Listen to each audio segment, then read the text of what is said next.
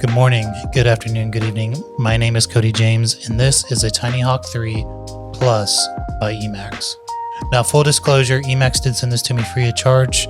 The only thing they asked me was to make a review about it. They did not approve the video. I didn't have to send it to them or anything. So everything I see in this video is like my honest thoughts. Yeah, I've had some issues. I'm not gonna lie, off the rip, I had some issues with this drone. I don't know if it's like a quality, like QC thing, but we'll get into it at the end of this video. But first things first, let's just talk about some rough specs. This is a 75mm Tinywhoop analog, and it is ELRS, at least this version is. This does come in an HD0 version, I believe. It does come with one 1S battery, which is an Emax 650 1S LiPo. I did use that one and got a lot of good flight time. I also use the CNHL Mini Star 1S guys. I have a bunch of those. I really like those. But yeah, like I said, let's get into an unboxing, and then we'll get into a quick flight montage. And then after that, we'll come back and I'll talk about 3 things I loved about this drone and 2 things that I had issues with. But without further ado, let's get into it.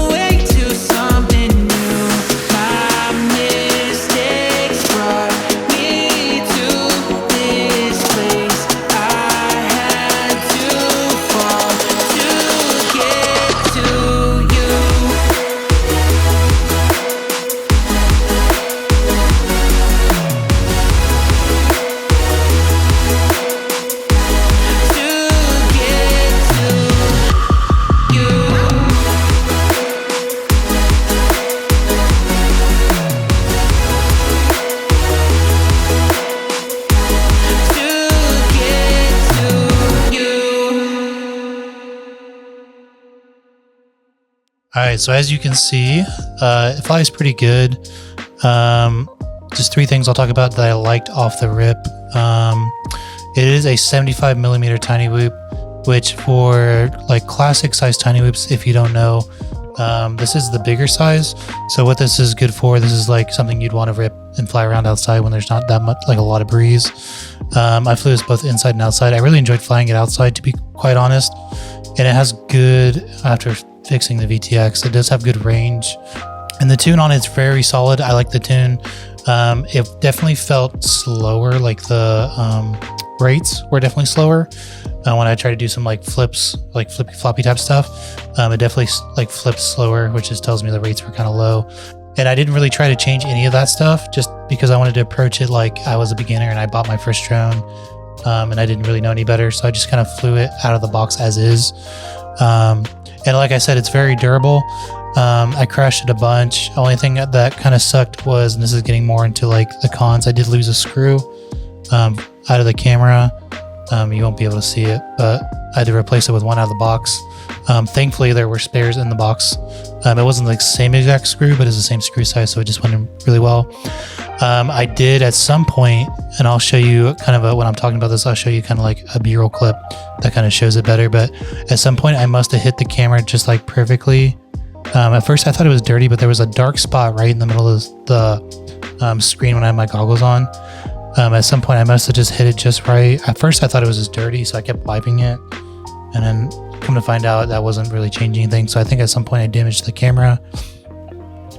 And then the other issue, which seems to be a common issue after more research, when I first kind of set the drone up in beta flight, I typically just turn the VTX all the way up. So this one says it goes up to 200 milliwatts, which is what I set it to. But apparently and if you have more information about this, I would love to know below, but apparently this VTX gets locked at 25 milliwatts. So the first couple of times I flew it around our apartment, which with any other Tinywhoop, I can pretty much go anywhere in our apartment. Like our apartment's not huge, but I can get through, like I can get penetration through all the walls and see really well. But when I was coming around the bathroom, it would just break up really bad.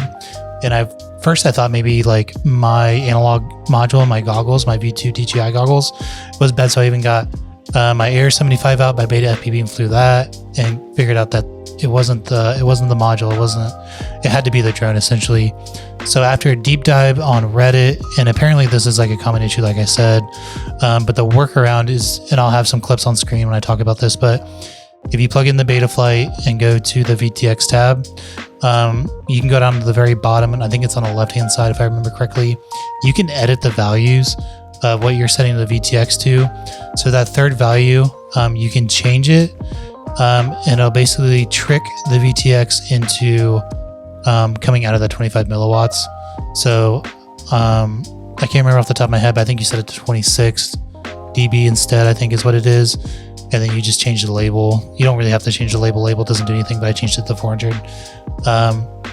And once you do that and you save it, after I did that, it flew great. I even took it outside and did kind of a range test and went, it was probably like 100 yards or so away, down about past this playground that's close to our house, and came back. And other than the wind kind of blowing it around, it flew great. Unfortunately, I think if this is like kind of modeled towards beginners, that's kind of like a downside, because like if this is your first drone and you're getting into the hobby, you're not going to know to go on Reddit and go into Betaflight and do all these settings. I think that's a downside. The one other thing, I guess this is the third con, I guess technically, would be price. I think this comes in around $150 just for the drone. And to be perfectly honest, I know they're trying to sell a premium product, but you can get other Tinywhoops. Like I don't have it in front of me, but the Air 75 by Beta FPV is one of my favorite Tinywhoops, and you can legit buy that for $100. There's even smaller ones that are like 65 millimeters right now. Like I know Newbie Drone just came out with one that's literally $80. That essentially has the same specs. It's obviously smaller, but it's a 1S Tinywhoop. With good conscience, I don't think I could recommend this drone. If you're buying it within the kit that comes with the transmitter and goggles, maybe that's one thing. Or if you're getting the HD0 version of this, that's another thing. But for me, I don't know if I can fully recommend it. If you can get it for cheaper, I think it's worth it. I think it flies great. Long term, I might replace the camera. But as far as like the frame, it is a pusher style. So the props are actually on the bottom and they're pushing down, versus usually it's mounted like, motors are mounted kind of like that. But it being kind of like a pusher style, that's kind of the first pusher style Tinywhoop I've flown that's like that. And again, like I've said several times, it flies really good. I just think the price and the VTX is kind of an issue. So just to recap real quick, the size is great, flies great indoors and outdoors. I think the tune is solid. It is very durable, other than losing the screw. Again, that was probably my fault for not checking it. I should have tightened the screws before I flew it that first time. As far as cons, in my case, I damaged the camera pretty quickly. I think it was like the second or third flight. And then the VTX issue. again, for a beginner, is not going to know how to fix that. And thirdly, I think the price is probably too much for what you get. But that being said, it still flies great. If you can get it for a deal, I think it's really solid. But so what do you think about the Tinyhawk 3 Plus? After seeing kind of like the flight footage and the unboxing and kind of hearing about my final thoughts about it, is it something you think you would buy? Please let me know down below. And maybe you already own it or you already have something from the Tinyhawk series by Emax. I'd love to hear what you think about it. Me personally, I still really want to get my hands on a Baby Hawk HD, like the 03 version. That one seems really cool to me, but for me, I think their Tinywhoops are kind of overpriced in my opinion. But then again, I'd love to hear what you think. Make sure you comment down below, like this video if you guys enjoyed it. It really helps me out and helps the channel out. But just remember, you are called to create, so get out there and do it. My name is Cody James, and I will see you in the next one. Peace.